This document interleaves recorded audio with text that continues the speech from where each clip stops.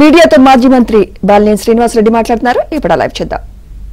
వాళ్ళే కొంతమంది మీరు చెప్పారు కదా ఏదో కోటరీ ఉందో వాళ్ళే కొంతమంది నేను ఉండటం కూడా ఇష్టం లేదు పార్టీ వైసీపీలో వాళ్ళే క్రియేట్ చేసి వాళ్ళే చేశారు.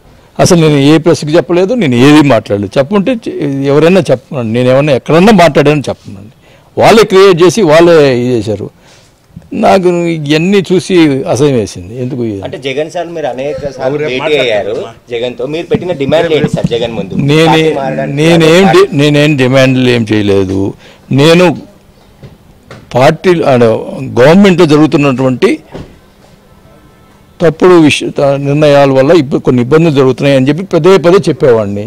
దానికి నన్ను నెగిటివ్గా ఫీల్ అయ్యారు. నేను ఉన్న విషయాలు పార్టీ బాగుండాలి అనే ఉద్దేశంతో చెప్పాను. అది కొద్దిగా నెగిటివ్గా తీసుకున్నారు కొన్ని విషయాలు.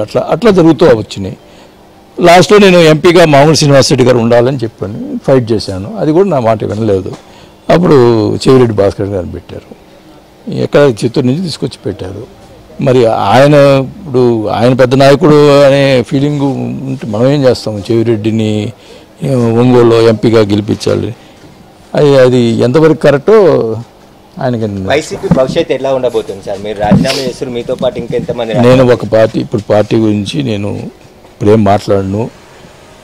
నాకు జరిగినటువంటి ప్రాబ్లమ్స్ ఏమేమి జరిగినాయో అవన్నీ క్షుణ్ణంగా ఏం జరిగింది సార్? మెయిన్ ప్రధాన కారణం చెప్తాను. నేను అన్నీ చెప్తాను. ఇప్పుడు ఒక 2 నిమిషాలతో అయిపోయేది కాదు, ఇది అన్నీ చెప్తాను.